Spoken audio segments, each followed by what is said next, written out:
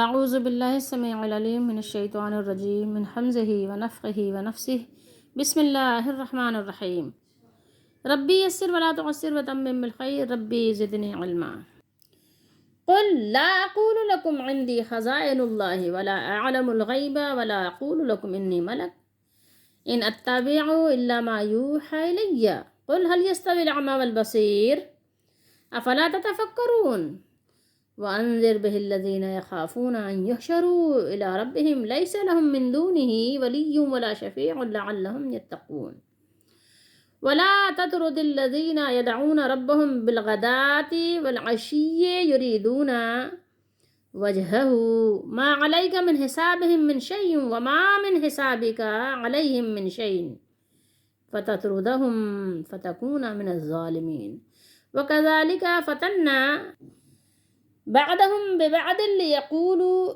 هؤلاء من الله عليهم من بيننا أليس الله بأعلم بالشاكرين وإذا جاءك الذين يؤمنون بآياتنا فقل سلام عليكم كتب ربكم على نفسه الرحمة أنه من عمل منكم سوءا بجهالة ثم تاب من بعده وأصلح فأنه غفور رحيم وكذلك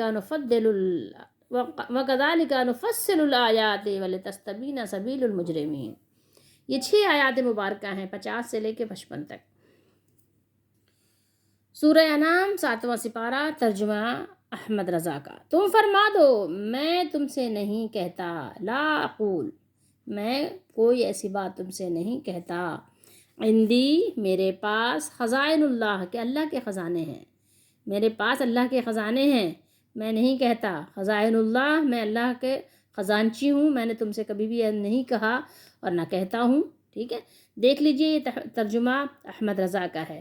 ٹھیک ہے، اور نہ یہ کہوں کہ میں آپ غیب جان لیتا ہوں. تو یہاں یہ آپ جو ترجمہ ہے یہ ان کی اپنی مرضی سے ہے. ٹھیک ہے، کہہ رہے ہیں ترجمے میں دیکھیے کہ آپ غیب جان لیتا ہوں، یعنی خود بخود غیب جان لیتا ہوں. یعنی ان کا مقصد کہنے کا کیا ہے کہ اللہ تعالیٰ نے ان کو غیب نبی کریم صلی اللہ علیہ وسلم کو دے دیا ہے، کیونکہ یہ لوگ تو یہی کہتے ہیں نا.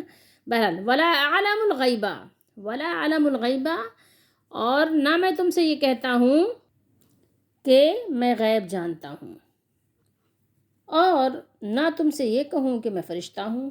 ولا اقول لکم انی ملک، ملک بھی نہیں ہوں اور دعویٰ بھی نہیں ہے.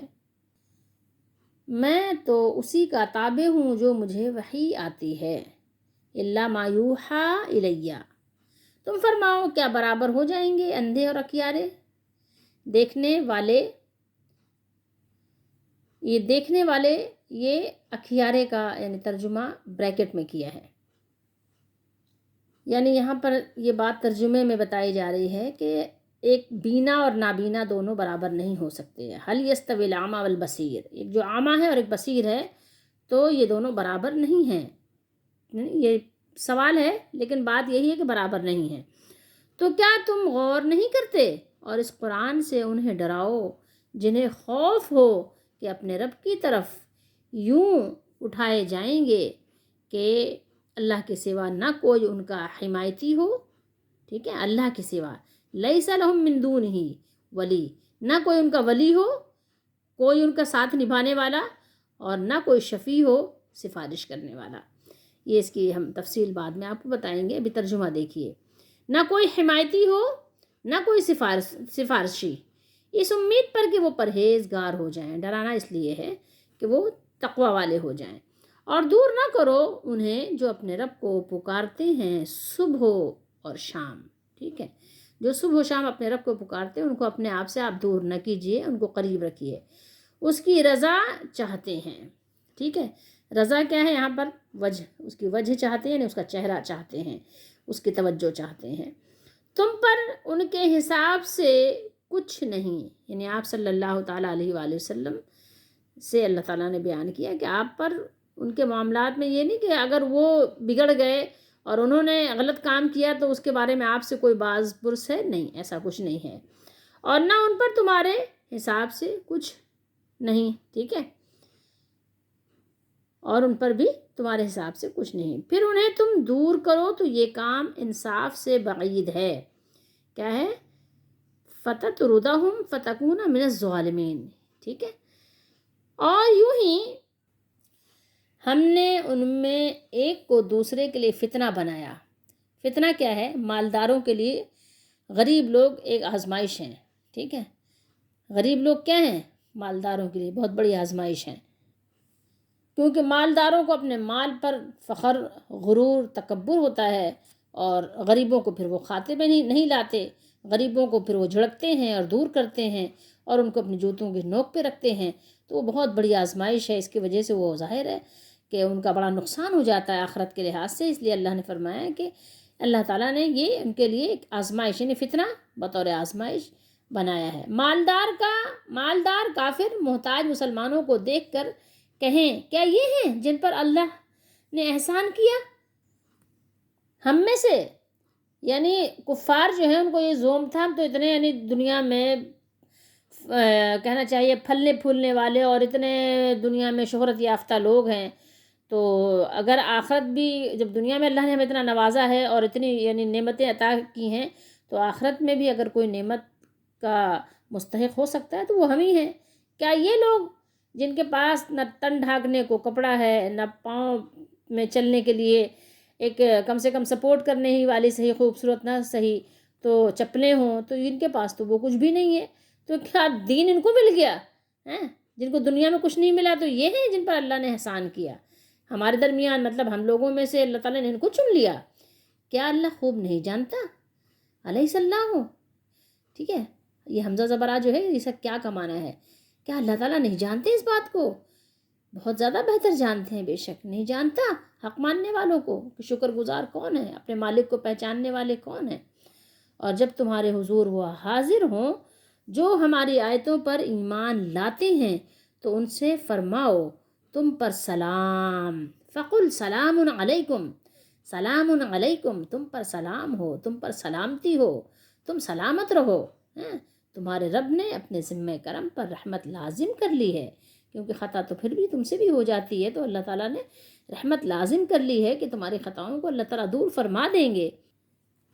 کہ تم میں جو کوئی نادانی سے کچھ برائی کر بیٹھے، سوم بجہالت، پھر اس کے بعد توبہ کرے اور کیا ہو، اصلاح کر لے، سمر جائے. اصلاح کا ترجمہ یہاں ہوا ہے سمر جائے. تو بے شک اللہ غفور الرحیم ہے.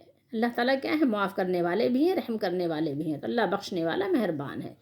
اور اسی طرح ہم آیتوں کو مفصل بیان کرتے ہیں، نفصل الآیات بیان فرماتے ہیں، اور اس لیے کہ مجرموں کا راستہ ظاہر ہو جائے. سورہ انعام کی یہ آیت نمبر 50 جو ہے یہ لوگوں کو شبہ میں ڈال دیتی ہے، اور بہت سے لوگ جن کو آپ عالم کے نام سے جانتے ہیں، حالانکہ وہ عالم نہیں ہوتے، قرآن و سنت کے عالم نہیں ہوتے، باقی کسی چیز کے وہ عالم ہوں تو وہ ہوں، تو لوگوں کو اس سے شبہ پیدا کرتے ہیں. کیونکہ ظاہر قرآن مجید میں یہ آیات ہیں کہ اللہ کے نبی صلی اللہ تعالیٰ علیہ وآلہ وسلم سے اللہ تعالیٰ نے کہلایا. یہ آیات بار بار آئی ہیں، کئی دفعہ آئی ہیں، لیکن یہ ہے کہ اللہ کے نبی صلی اللہ علیہ وسلم نے جو خبریں دی ہیں، غیب کی خبریں بھی تو دی ہیں، غیب کا آپ کو غیب کی باتوں پر اطلاع بھی تو دی ہے. ٹھیک ہے. تو اس کا تو انکار ہے ہی نہیں قرآن میں. اب یہاں سے لوگ کیا کرتے ہیں؟ شبہ پیدا کرتے ہیں. پھر وہ کیا کہتے ہیں قرآن مجید میں کہ ظاہر و باطن کا معنی الگ الگ کرتے ہیں، پھر بہت ساری تعویلات وہ کرتے ہیں. تو ان کے دھوکے میں نہیں آئیے. یہاں اللہ تعالیٰ نے آپ کے عقیدے کو درست کیا ہے. اپنے عقیدے کو صحیح کر لیجئے، اپنا قبلہ درست کر لیجئے. یہاں اللہ تعالیٰ نے فرمایا کہ رسول اللہ صلی اللہ علیہ وسلم بتا دیں لوگوں کو کہ نہ تو آپ اللہ کے خزانوں کے مالک ہیں اور نہ غیب جانتے ہیں. فرمایا قل لا اقول لکم عندی خزائن اللہ، کہہ دیجئے میں تم سے یہ نہیں کہتا کہ میرے پاس اللہ کے خزانے ہیں. تو یہ کسی بات کے جواب میں کہا گیا. عقیدہ بھی درست کیا گیا ہے اور کسی بات کا جواب بھی ہے، وہ بھی آپ سمجھ آ جائے گی آپ کو. میں اللہ کے خزانوں کا مالک نہیں، اور نہ میں ان میں تصرف کا اختیار ہی رکھتا ہوں کہ جو چاہوں کرتا پھروں، ایسا بھی نہیں ہے. ٹھیک ہے. اور نہ میں تم سے یہ کہتا ہوں کہ میں غیب جان لیتا ہوں یا غیب جانتا ہوں، کیونکہ علم غیب اللہ تعالیٰ ہی کا خاصہ ہے، اور مجھے صرف اسی قدر علم حاصل ہے جو اللہ تعالیٰ نے عطا فرما دیا ہے. اور دیکھو یہ بات بھی نہیں ہے کہ میں تم سے فرشتہ یعنی دعویٰ کرتا ہوں کہ میں فرشتہ ہوں، ٹھیک ہے، ملک ہوں، تو میرا ایسا بھی کوئی دعویٰ نہیں ہے. میں تم سے یہ نہیں کہتا کہ بلا شبہ یقینی طور پر میں فرشتہ ہوں، بے شک انی ملک، ایسا بھی نہیں ہے. یعنی میں اس کا بھی دعویٰ نہیں کرتا، دعوے دار نہیں ہوں، کیونکہ میں تو کیا ہوں، ایک بشر ہوں، میں انسان ہوں، انسان کے لیے فخر ہوں. انسانوں کے سردار ہیں آپ صلی اللہ علیہ وآلہ وسلم. ان اتبعو، میں تو اسی کا تابع ہوں، اتباع کرتا ہوں، ٹھیک ہے. میں کس کا تابع ہوں؟ اللہ کے حکم کا، اللہ کے فرمان کا تابع ہوں، جو مجھے وحی آتی ہے. الا ما یوحی الیہ، یعنی یہاں پر کیا بات ہے کہ نبی کریم صلی اللہ علیہ وآلہ وسلم اللہ تعالیٰ کی فرما برداری کرنے میں ذرا سی بھی، ایک کہنا چاہیے کہ ایک بال کے برابر بھی ادھر ادھر نہیں کرتے، بالکل اسی کی اتباع کرتے ہیں جو آپ صلی اللہ علیہ وآلہ وسلم کی طرف، اللہ کی طرف سے احکامات آتے ہیں، وحی کا نزول ہوتا ہے. جو کچھ بھی اللہ تعالیٰ کی طرف سے جس طرح سے، جس انداز سے بھی حکم پیغام آتا ہے، آپ صلی اللہ علیہ وآلہ وسلم اس کی اتباع کرتے ہیں، اس کے پیچھے چلتے ہیں، اس کی فرما برداری کرتے ہیں. کفار مکہ نبی کریم صلی اللہ تعالیٰ علیہ وآلہ وسلم سے طرح طرح کے مطالبے کرتے تھے. وہ کہتے تھے کہ اگر آپ اللہ تعالیٰ کے رسول ہیں تو آپ اللہ تعالیٰ سے مطالبہ کیجئے کہ ہمیں دنیا کا ساز و سامان اور فراوانی عطا کرے. اس آیت مبارکہ میں ایک نہایت اہم اور بنیادی چیز کی طرف ہماری رہنمائی کی گئی ہے کہ اسلام کی اشاعت کا انحصار لالچ اور شعبدے بازی پر نہیں ہے، بلکہ کس چیز پر ہے؟ حق کو قبول کرنے، حق کو پہچاننے پر ہے، ٹھیک ہے. بلکہ معرفت حق اور قبول حق کیا ہے کہ آپ اپنے دل کی رضا اور رغبت کے ساتھ حق کو قبول کریں. حق کے ساتھ کوئی اس لالچ میں ایمان نہ لائے کہ اسے فلاں جاگیر مل جائے گی، زمین میں چھپا ہوا کوئی خزانہ اس کے ہاتھ لگ جائے گا، بلکہ اللہ تعالیٰ کے یہاں اللہ وہ مالک جو ہمارا مالک و خالق ہے، اس کے دربار میں فقط اور صرف فقط وہی ایمان مقبول ہے جو حق کو حق سمجھ کر صرف اس لیے قبول کیا جائے کہ وہ حق ہے، حق کے لیے حق کو قبول کیا جائے. تو اس آیت مبارکہ میں بہت سارے جوابات کے ساتھ ایک جواب یہ بھی دیا گیا ہے کہ آپ ایمان اس لیے مت لائیں کہ آپ تمام اللہ تعالیٰ کا دربار چھوڑ کر، اس کا در چھوڑ کر تمام بھاگے پھریں کہ کوئی ایسا تعویذ مل جائے، کوئی ایسا پیر صاحب مل جائے جو ہمیں آن کی آن میں ایک خزانہ بخش دے، مالدار کر دے. ایسا عقیدہ آپ نے نہیں رکھنا. کفار مکہ کی ایک عادت اور بھی تھی، طرح طرح کے سوالات کرتے تھے، طرح طرح کی آنے والی زندگی کے حالات، خبریں پوچھتے تھے. تو اللہ کے نبی صلی اللہ علیہ وآلہ وسلم نے بتا دیا، اللہ نے جواب دلوا دیا کہ میں نے تم سے یہ دعویٰ نہیں کیا کہ میں غیب کی باتیں جانتا ہوں، جو تم بات مجھ سے پوچھتے جاؤ میں تمہیں بتلاتا جاؤں، ایسا کچھ نہیں ہے. یہ صفت جو ہے وہ صرف اللہ تعالیٰ کی صفت ہے، اور اللہ تعالیٰ نے مجھے جتنا علم چاہا اور جو چاہا وہ دیا، ٹھیک ہے. جو دیا ہے، جس کی اطلاع دی ہے، جس کی خبر دی ہے، وہ میں تمہیں بتا دیتا ہوں. جیسے جنت کی خبر ہے، دوزخ کی خبر ہے، موت کی خبر ہے، قبر کی خبر ہے، فرشتوں کی جو باتیں ہیں، جو سوالات و جوابات ہیں، میں جو اللہ مجھے خبر دیتے ہیں میں تمہیں وہ پہنچا دیتا ہوں. کفار مکہ ہوں یا آج کے دور کے لوگ ہوں، جو لوگ دنیا پرست ہوتے ہیں، دنیا کے لالچی و حریص ہوتے ہیں، اور اکثر ہی ایسے ہوتے ہیں، تو ان کا حال نادان بچوں کی طرح سے ہوتا ہے. آپ یہ سمجھیں کہ جیسے نادان بچے نہیں ضد کرتے اور طرح طرح کے فرمائشیں کرتے ہیں، تو وہ بھی اسی طریقے سے اپنے ایمان لانے کے لیے ایسی شرطیں لگانے لگے، ایسی فرمائشیں کرنے لگے جس سے ان کی مالی حالت بہتر ہو جائے. جو ان کے ایک تصوراتی دنیا ہے، خیالی دنیا ہے، وہ دنیا ان کے سامنے ان کو نظر آنے لگ جائے. جیسے آج ہے نا کہ ہم خیالی دنیا میں رہتے ہیں. وہ کہا کرتے تھے یہ ہمارے تپتے ہوئے صحرا نا گلشن و گلزار بنا دیجئے، ان میں ندیاں بہنے لگیں اور چشمے ابلنے لگیں اور سب سرسبز و شاداب کھیت لہلہانے لگیں، تو ہم جانیں کہ آپ اللہ کے سچے نبی ہیں اور آپ پر ایمان لانے سے ہمیں فائدہ ہوا. اور اگر ہماری معاشی بدحالی جیسی ہے ویسے ہی رہے، جوں کہ توں ہی رہے، تو پھر آپ کو نبی ماننے سے نعوذ باللہ ہمیں کیا فائدہ، اس طرح یعنی بیہودہ۔ اور اگر یہ نہیں کر سکتے آپ اور یہ نہیں کرتے تو اتنا تو ضرور کر دیجئے، اتنا تو ہمارے لیے آپ یعنی مہربانی کیجئے کہ آپ اللہ کے نبی ہیں، کہ ہمیں بتا دیا کیجئے کہ اس سال فلاں جنس کا بھاؤ کیا ہوگا، ہیں؟ اگر آپ بتا دیجئے کہ انگور اگر 4 دن بعد مہنگا ہوگا، آج سستا ہوگا تو آج ہم خرید لیں، 4 دن بعد بیچ لیں، ٹھیک ہے؟ کشمش، کھجور آج آپ بتا دیں کہ اگر آج یہ مہنگا بکے گا 4 دن بعد سستا ہو جائے گا تو پھر آج ہی بیچ لیں، ٹھیک ہے؟ آپ ہمیں اس چیز کی کم از کم اتنی تو آپ ہمارے ساتھ یعنی رعایت کیجئے، تاکہ ہم اس کا ذخیرہ کر لیا کریں، جو چیز مہنگی ہونے والی ہے اس کو اکٹھا کر لیں، اس کا ذخیرہ جمع کر لیں، اور جب اس کا یعنی پتہ چلے کہ اب یہ ظاہر ہے اس کی قیمت بڑھنے والی ہے تو اس کو بیچ کر نفع کمائیں، یا ہماری چوری ہو جائے تو چور کا سراغ بتائیں۔ لیکن یہ چیزیں بھی آپ نہیں کرتے تو پھر خواہ مخواہ ہم اپنا آبائی مذہب چھوڑ کر کیوں اپنے آپ کو بدنام اور بے آرام کریں۔ آپ کہہ سکتے ہیں کہ خصوصی طور پر تو مخاطب اس کے کفار مکہ تھے، لیکن اس کے مخاطب تو میں اور آپ بھی ہیں۔ ہر کوئی قرآن مجید کی آیات کا مخاطب ہے، ہر ایک سے اس کا خطاب ہے کہ دیکھو اپنی اصلاح کر لو، اپنی بگڑی ہوئی اور پست ذہنیت کو سنوار لو۔ اس کی اصلاح کے لیے اللہ تعالیٰ نے اپنے محبوب کریم صلی اللہ تعالیٰ علیہ وآلہ وسلم کے ذریعے سے ہمیں خبردار کیا، یہ اعلان کرایا کہ میں اس بات کا مدعی بن کر نہیں آیا کہ میں تمہارے اس ریتیلے ٹیلوں کو ہموار کر کے رشک ارم بنا دوں، خشک زمینوں پر دریا بہا دوں گا اور ہر چٹان سے چشمے ابلنے لگیں گے۔ میں تمہاری مادی خواہشات کی تکمیل کے لیے نہیں بھیجا گیا، میں تو تمہیں اللہ تعالیٰ سے ملانے آیا ہوں، تمہارے ویران دلوں کو بسانے آیا ہوں، میں تو تمہارے گلستان حیات میں نیکی، تقوی، پاکیزگی اور خوش اخلاقی کے سدا بہار پھولوں کو کھلانے آیا ہوں۔ مجھے اس لیے تو مبعوث نہیں کیا گیا کہ میں تمہیں چنے اور جو اور کھجور اور انگور کے بھاؤ اس کی قیمت بتاؤں، بلکہ مجھے تو اعمال حسنہ کی جنس سے تمہیں آشنا کرنے کے لیے بھیجا گیا ہے، جس کی قدر و قیمت کل تمہیں بازار محشر میں معلوم ہوگی، اور اتنی زیادہ ہوگی جس کا تم اب تصور بھی نہیں کر سکتے۔ اب اس آیت مبارکہ کے حصے پر ذرا غور کیجئے، پھر غور کیجئے، پھر دوبارہ غور کیجئے، بار بار اس پہ غور کیجئے۔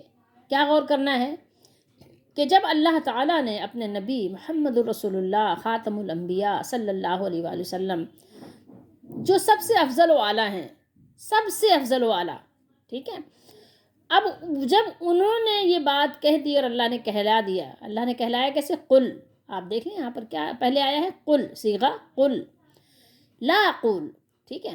جب اللہ نے اپنے نبی سے فرما دیا کہ آپ یہ کہہ دیجئے کہ میں نہیں جانتا علم غیب، نہ میرے پاس اللہ کے خزانے ہیں، نہ میرے پاس جو ہے میں ایسا ہوں کہ فرشتہ ہوں آسمانوں پہ اڑوں اور تمہیں نا کرشمے دکھاؤں، جب میں تم سے یہ نہیں کہتا، ٹھیک ہے، جب میرا یہ دعویٰ نہیں ہے، تو اب جو لوگ اس بات کے دعوے دار ہیں کہ فلاں صاحب نے، فلاں پیر نے، فلاں مولانا نے ہمیں چھپی ہوئی غیب کی خبریں بتا دیں، ان کو اللہ سے ڈرنا چاہیے کہ وہ ایسا کھلا ہوا شرک نہ کریں، ایسے دعوے دار نہ بنیں جب جس کا دعویٰ نبی نے نہیں کیا، اور جب نبی سے نفی کروا دی گئی، ٹھیک ہے، تو پھر اب آپ اور کوئی اور کچھ بھی نہیں ہے۔ یاد رکھیے گا اس بات کو، یاد رکھیے گا، کوئی پیر، کوئی شہید، کوئی ولی، کوئی مجذوب، کوئی سالک، عالم، عابد، کیسے وہ علم غیب کے دعوے دار ہو سکتے ہیں؟ کیسے غیب دان ہو سکتے ہیں؟ کاہن اور نجومی کس شمار و قطار میں ہو سکتے ہیں؟ یہ ہم پڑھیں گے ابھی آگے بھی قرآن میں، سورہ نمل میں بھی پڑھیں گے، سورہ لقمان میں بھی پڑھیں گے، اور بھی جگہ پڑھیں گے۔ اللہ تعالیٰ نے مختلف انداز سے یہ مضمون بیان فرمایا ہے۔ آپ دیکھتے ہوں گے فی زمانہ تو ذرائع ابلاغ بہت عام ہے کہ کچھ لوگ کہتے ہیں کہ پتھروں کو پیر صاحب جو ہے وہ کیا بنا دیتے ہیں؟ سونے بنا دیتے ہیں، سونے کے ڈیلے بنا دیتے ہیں۔ یہ سب شوبدے ہیں، کچھ نہیں ہے یہ، یقین مانیں۔ جب اللہ کے نبی نے یہ بات بیان کر دی تو اب آپ یا کوئی اور اس طرح کے دعوے ہرگز نہیں کیا کریں۔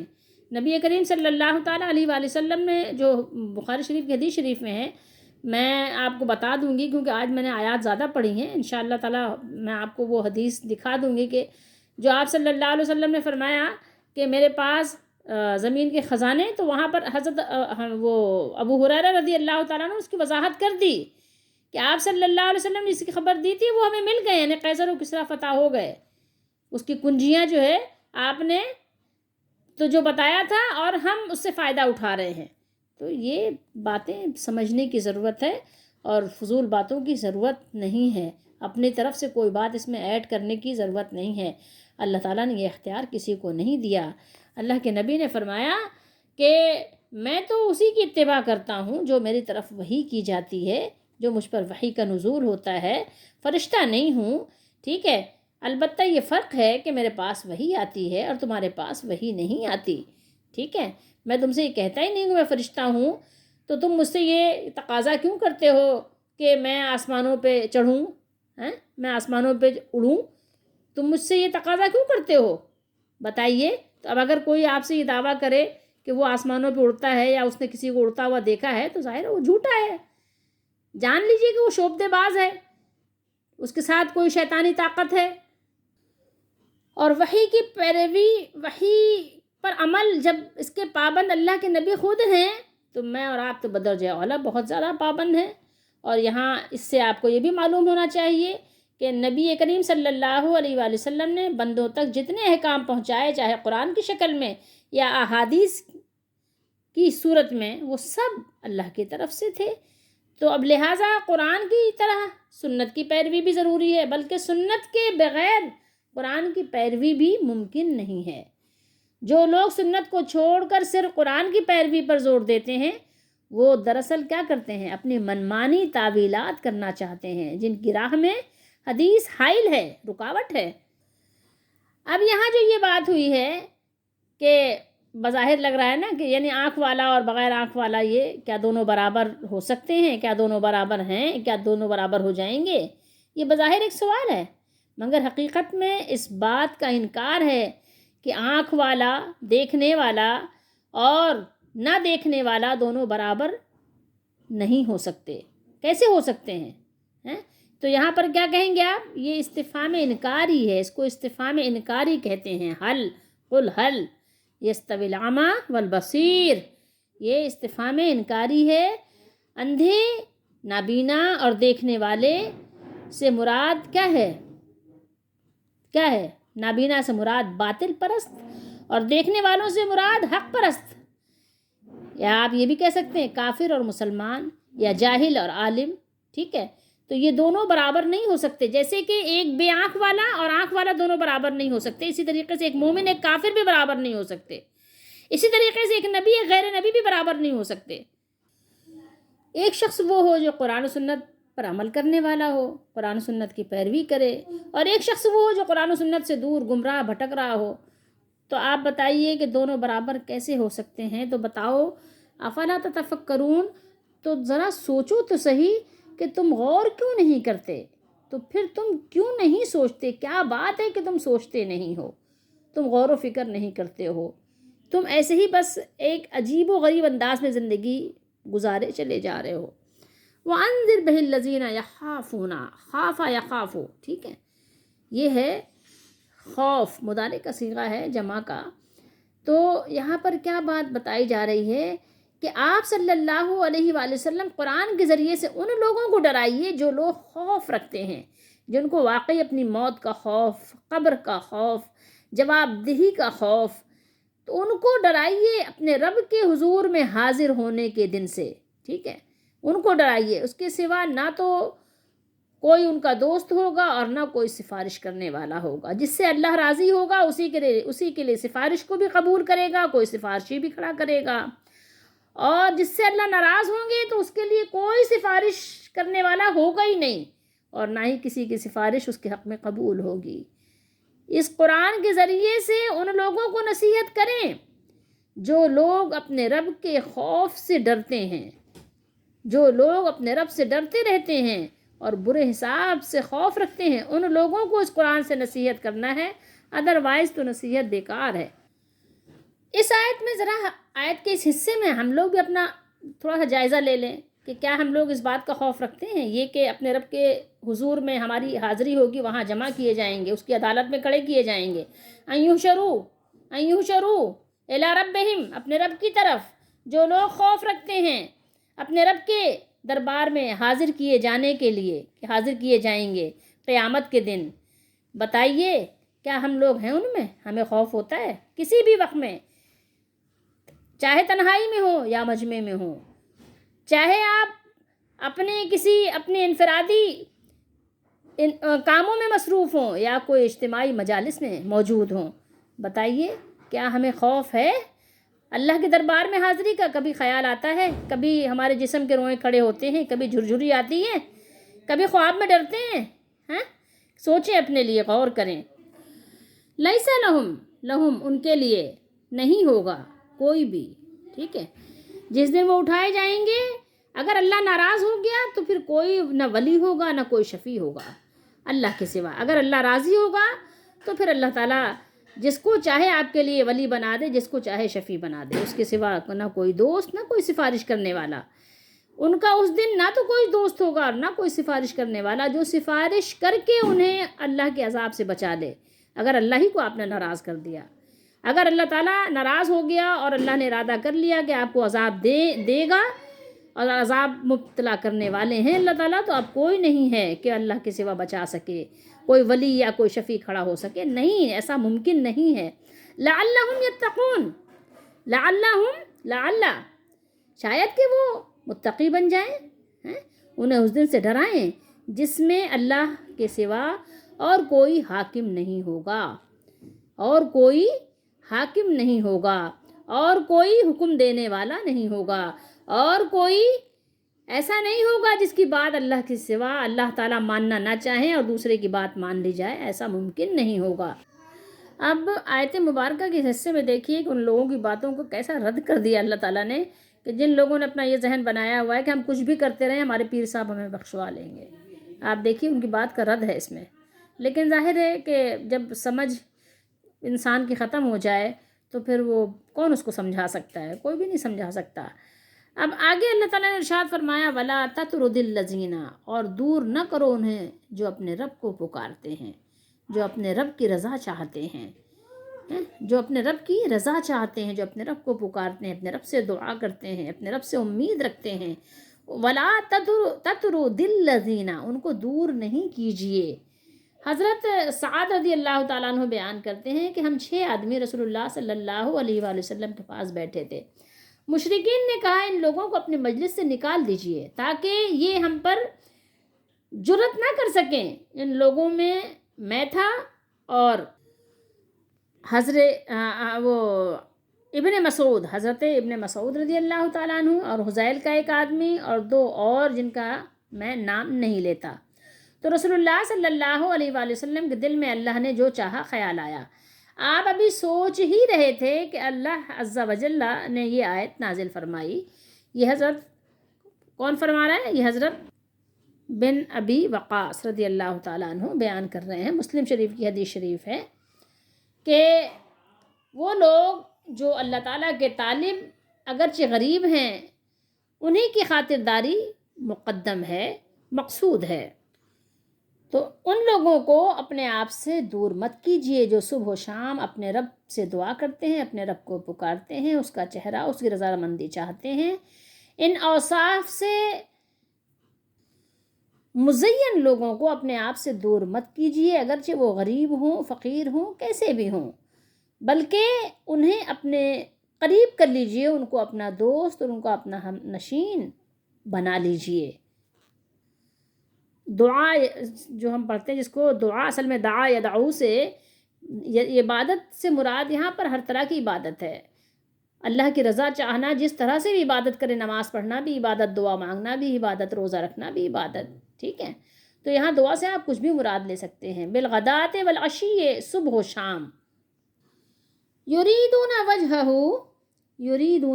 وجہہ، وہ اس کا چہرہ، رضامندی چاہتے ہیں. یعنی وہ اپنے اس عمل کے ذریعے سے اللہ تعالیٰ کی رضامندی کے طلبگار ہیں اور عبادت و اطاعت الہی کو بے حد اخلاص کے ساتھ بجا لاتے ہیں. اور فرمایا آگے ما علیکا من حسابہم، فرمایا ان کے حساب، ان کے اعمال کی جواب دہی آپ پر کچھ نہیں، اور آپ کے حساب کی جواب دہی ان پر کچھ نہیں، یعنی ہر شخص اپنا اپنا ذمہ دار ہے۔ تو ذرا غور کیجئے، فَتَطْرُدَهُمْ فَتَكُونَ مِنَ الظَّالِمِينَ، نبی کریم صلی اللہ تعالیٰ علیہ وآلہ وسلم کے لیے تو ایسی بات کا تصور کرنا بھی محال ہے، لیکن میں اور آپ ایسا اگر کریں کہ کسی نیک کو، کسی دیندار کو جو واقعی مخلص ہو، جس کا خلوص نظر بھی آتا ہو ہماری ان آنکھوں سے، سر کی آنکھوں سے، پھر بھی ہم اس کو اپنے آپ سے دور کریں اور دنیا داروں کو، مالداروں کو اس لیے قریب کریں کہ ان سے کچھ فائدہ پہنچے گا، تو بتائیے کہ اگر ہم ظالموں میں سے نہیں ہوں گے تو پھر کیا ہوں گے؟ اور آج بتائیے اگر ایسا نہیں ہو رہا ہے تو کیا ہو رہا ہے؟ آج ہر طرف ظلم کا بازار گرم ہے، آج اندھیر نگری چوپٹ راج، ٹکا سیر بھاجی ٹکا سیر کھاجا والی بات ہے کہ آج اندھیر نگری ہے، چوپٹ راجا ہے، کوئی نظام نہیں ہے۔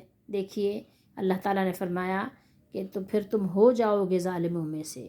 یہ میں اور آپ، میری اور آپ کی بات ہو رہی ہے، میں اور آپ ایسا کر رہے ہیں۔ اللہ تعالیٰ ہم سب کو سچی توبہ کی توفیق دے، جو مخلص ہوں، غریب ہوں، فقیر ہوں، بے شک کہ وہ جیسے بھی ہوں، ننگے پاؤں ہوں اور پھٹے پرانے پیون لگے کپڑوں میں ہوں، لیکن آپ ان سے دوستی کیجئے، یہ دوستی آپ کے کام آئے گی۔ کیوں کام آئے گی؟ کیونکہ ظاہر ہے اس میں اللہ کی رضا ہے، اور وہ جو بے دین لوگ ہیں ان کے پاس بے شک کہ بہت آپ کو فائدے ملیں، دنیاوی روٹی کے ٹکڑے بھی مل جائیں، کچھ چیتھڑے بھی مل جائیں، کچھ مل جائیں، لیکن آپ ان غریبوں فقیروں سے دوستی رکھیے۔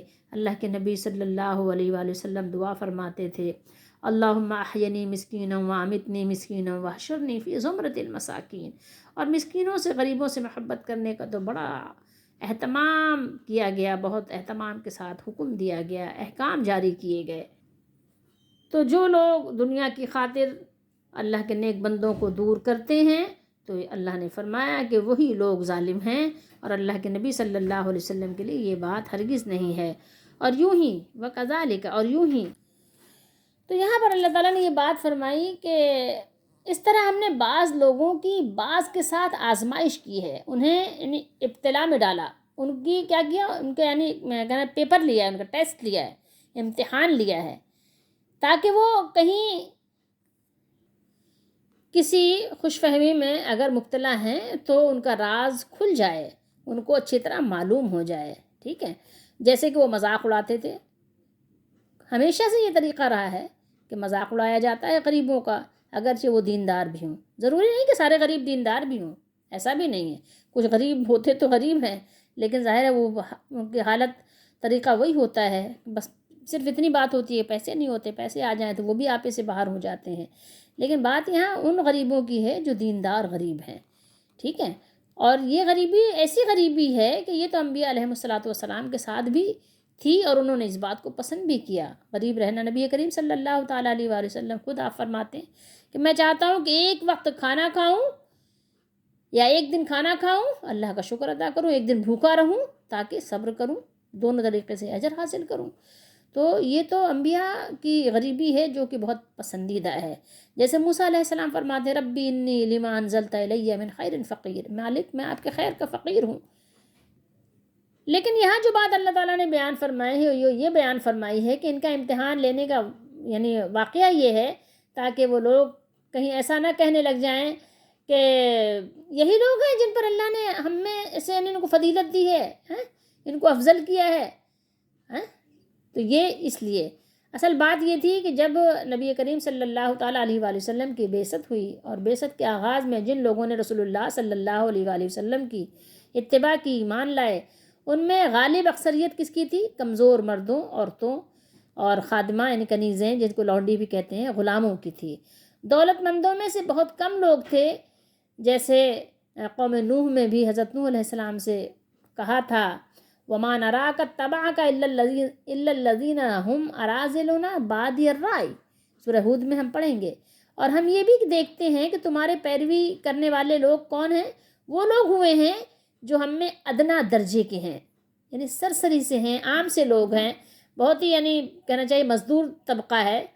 تو یہ ہے، یہ بات ہے۔ تو یہ اسی طریقے سے جب نبی کریم صلی اللہ تعالیٰ علیہ وآلہ وسلم کے دامن توحید میں لوگ آئے تو ان میں بھی غریب لوگوں ہی کی تعداد تھی زیادہ. لوگ ہی تھوڑے تھے لیکن ان تھوڑوں میں سے بھی جو زیادہ تھے وہ کمزور اور ضعیف اور غریب تھے.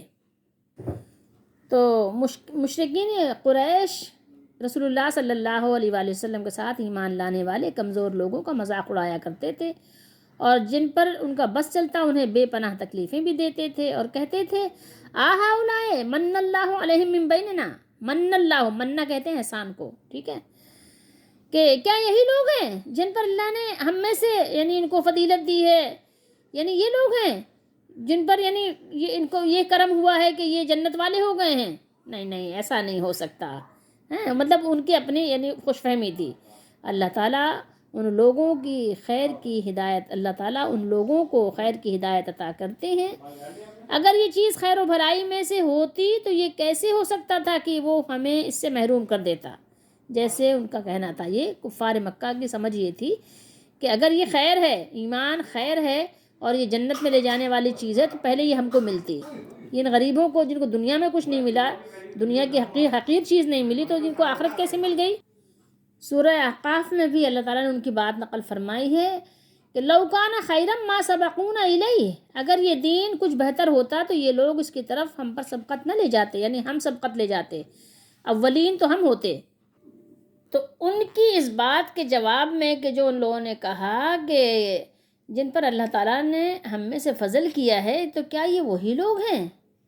کیا یہ وہی لوگ ہیں؟ تو اس کے جواب میں اللہ تعالیٰ نے فرمایا الیس اللہ بعلم بالشاکرین، یعنی کیا وہ شکر کرنے والوں کے اقوال، افعال اور دلوں کے حالات سے واقف نہیں کہ انہیں سلامتی کے رستوں کی توفیق اور ہدایت نہ دے اور اپنے حکم سے انہیں اندھیروں سے نکال کر روشنی کی طرف نہ لے آئے اور انہیں صراط مستقیم پر چلنے کی توفیق سے نہ نوازے.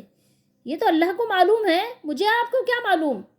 سورہ عنکبوت آپ کو اگر یاد ہو تو اس میں اللہ تعالیٰ نے آخری آیات میں کیا بیان کیا ہے؟ اللہ نے بیان کیا ہے وَإِنَّ اللَّهَ لَمَعَ الْمُحْسِنِينَ، اور جن لوگوں نے ہمارے لیے کوشش کی ہم ان کو ضرور اپنے راستے دکھا دیں گے، اور بے شک اللہ تو نیکوکاروں کے ساتھ ہے، محسنین کے ساتھ ہے اللہ تعالیٰ. اور مسلم شریف کی ایک بہت ہی خوبصورت حدیث شریف ہے. آپ صلی اللہ تعالیٰ علیہ وآلہ وسلم نے ارشاد فرمایا ان اللہ لا ينظر الى صورکم واموالکم ولکن ينظر الى قلوبکم واعمالکم، بے شک اللہ تعالیٰ تمہاری صورتوں اور تمہارے مالوں کی طرف نہیں دیکھتے لیکن وہ تو تمہارے دلوں اور تمہارے اعمالوں کی طرف دیکھتے ہیں. اللہ تعالیٰ کسی کی صورت نہیں دیکھتا کتنا حسین ہے، کس پارلر سے آپ تیار ہو کر آئے ہیں، کس بیوٹی سیلون سے آپ تیار ہو کر آئے ہیں، اللہ تعالیٰ نہیں دیکھتے. کتنے مہنگے ڈریس آپ نے ڈریسنگ کی ہے، ڈریس پہنا ہے، کتنا قیمتی آپ کے ملبوسات ہیں، اللہ تعالیٰ نہیں دیکھتے.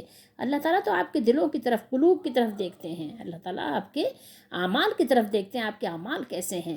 یہ تو سب انسانوں کی لیے یعنی ساری یہ بزم سجی ہوئی ہے کہ وہ یہ چیزیں انسان دیکھتے ہیں. اللہ تعالیٰ آپ کے قلوب اور آپ کے اعمال کو دیکھتے ہیں. آپ کے اعمال کیسے ہیں، کس کے لیے ہیں، خالص ہیں کہ نہیں ہیں. اور جیسے آپ خالص سونا اور آپ جو ہے خالص دیسی گھی ہے، اصلی مطلب شہد ہے، بہت ساری چیزیں ہیں دنیا میں کھانے پینے کے، پہننے اوڑھنے کی. آپ جو چیزیں تلاش کرتے ہیں خالص تلاش کرتے ہیں، تو اللہ تعالیٰ خالص اعمال کو وہ دیکھتے ہیں کون ہیں. تو پھر اللہ تعالیٰ وَإِنَّ اللَّهَ لَمَعَ الْمُحْسِنِينَ، وہ محسنین کے ساتھ ہیں. اللہ تعالیٰ محسنین کو دور نہیں کرتے اور محسنین کے قلوب کو دیکھتے ہیں، ان کے اعمال کو دیکھتے ہیں. وَإِذَا جَاءَكَ الَّذِينَ يُؤْمِنُونَ بِآيَاتِنَا فَقُلْ سَلَامٌ عَلَيْكُمْ، فَقُلْ سَلَامٌ عَلَيْكُمْ. دیکھیے، اور جب آپ کے پاس ایسے لوگ آیا کریں جو ہماری آیتوں پر ایمان لاتے ہیں تو آپ ان سے کہہ دیجئے کہ تم پر سلام ہو. انہیں سلام کہہ کر ان کی عزت افزائی کریں اور انہیں اللہ تعالیٰ کی وسیع اور بے پایا رحمت کی خوشخبری سنائیں. دیکھیے کیا خوبصورت آیت ہے. انسان کا دل بچھ جائے. سلام علیکم، اللہ کے نبی کو حکم دیا اللہ نے، آپ ان سے کہہ دیجئے. سو آپ ان سے کہہ دیجئے سلام علیکم، ان کو خوشخبری سنا دیجئے کہ آپ کے لیے آپ کے رب نے تو بس رحمتیں بچھا دی ہیں، آپ کے آنے کی دیر ہے. دنیا میں آپ جو تنگی اور ترشی کے ساتھ وقت گزار رہے ہیں اس پہ ملول خاطر ہونے کی ضرورت نہیں ہے، زیادہ ملول نہ ہوا کریں. آپ کے لیے تو آپ کے رب نے رحمتیں لکھ دی ہیں، اللہ ہمیں بھی ان میں قبول کرے. کیا خوبصورت بات ہے. اللہ تعالیٰ کی غفور و رحیمی کی کوئی کیا اندازہ کیسے کوئی لگا سکتا ہے، کیا کوئی اندازہ کر سکتا ہے؟ کتب ربکم علی نفسہ الرحمہ، تمہارے رب نے اپنے بندوں پر فضل و کرم اور احسان فرمانے کے لیے اپنے ذات پاک پر رحمت کو لازم قرار دے لیا ہے۔ لازمی ہو گئی ہے مسلمانوں کے لیے، مومنوں کے لیے اللہ کی رحمت لازم ہو گئی ہے۔ یہ اللہ کی رحمت ہے، اللہ پہ کوئی چیز واجب تو نہیں ہے، نہ کوئی چیز لازم ہے، لیکن یہ اللہ کی خاص مومنوں پر رحمت ہے کہ اس نے رحمت کرنا لازم اور واجب کر دیا۔ بتائیے ایمان والوں کی کتنی کہنا چاہیے عزت و افزائی ہے۔ پھر بھی انہ من عمل منکم سوءا بجہالۃ، پھر بھی بات یہ ہے کہ جو کوئی تم میں سے نادانی سے کوئی بری حرکت کر بیٹھے یا جو بھی اللہ تعالیٰ کی نافرمانی کر لے تو وہ بلا شبہ نادان اور جاہل ہی ہے۔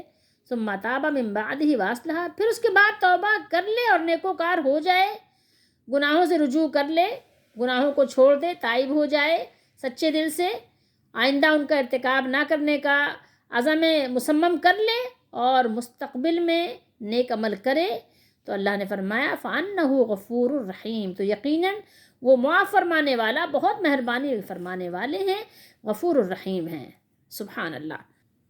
صحیحین میں بخاری و مسلم اور مسند احمد اور دیگر محدثین نے ایک حدیث نقل کی ہے، سن لیجئے۔ جب اللہ تعالیٰ نے مخلوق کو پیدا کرنے کا فیصلہ فرمایا تو ایک کتاب لوح محفوظ میں جو اس کے پاس عرش کے اوپر ہے یہ لکھا کہ بے شک میرے رحمت میرے غضب پر غالب ہے، سبقت لے گئی ہے۔ سبحان اللہ۔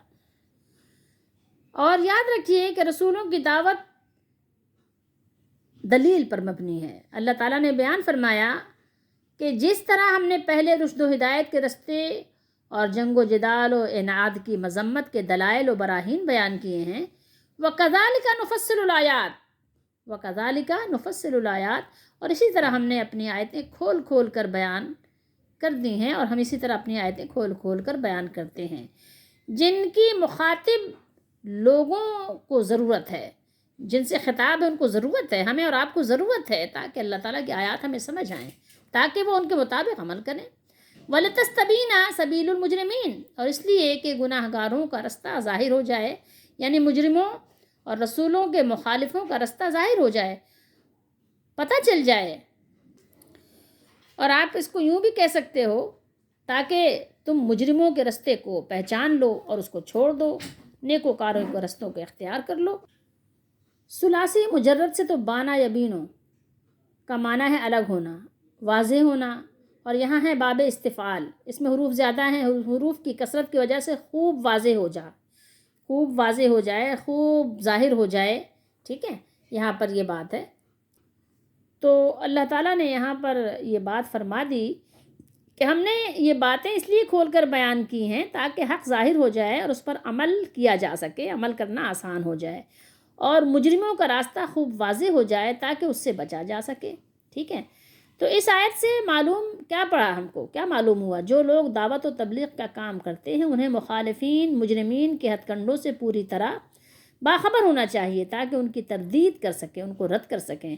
صحابہ کرام رضی اللہ تعالیٰ عنہم میں یہ خوبی بہت زیادہ تھی کہ ایک طرف تو وہ اسلام کو خوب سمجھتے تھے اور دوسری طرف جاہلیت کے رسم و رواج اور قوانین سے پوری طرح واقف تھے، اس سے واقفیت رکھتے تھے۔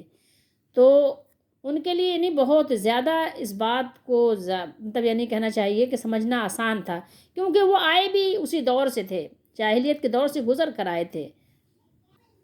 ان آیات مبارکہ میں ہمارے لیے بہت سارے سبق پوشیدہ ہیں۔ ظاہر ہم نے 6 آیات پڑھی ہیں، ایک ایک آیت آپ دیکھیں تو ایسی قیمتی اور کہنا چاہیے کہ خزانہ ہے، ایک ایک آیت اللہ تعالیٰ کی طرف سے ہمارے لیے خزانہ ہے۔ اگر اس کو ہم سمجھنا چاہیں، اس پر عمل کرنا چاہیں تو ہمارے لیے زندگی کی مشعل راہ موجود ہے۔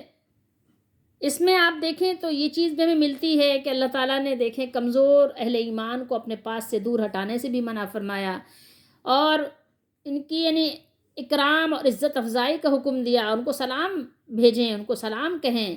اب آج دیکھیے کہنا چاہیے ہر طرف کفر اور شرک کا غلبہ ہے، اس کے باوجود بھی اگر ہم سچے مسلمان ہو جائیں تو اللہ تعالیٰ نے ہمارے لیے کیسے خوشخبری، امن، سلامتی کے لیے اللہ تعالیٰ نے ہمیں خوشخبری سنائی ہے۔ اسلام لانے کے بعد اللہ کے عذاب سے امن والے اگر ہم ہو گئے تو ہمارے لیے کیسی خوشخبری ہے۔ اب اعمال کی بھی پکڑ نہیں ہوگی، اللہ تعالی ہم سب کو بھی ان میں شامل فرمائے، قبول فرمائے۔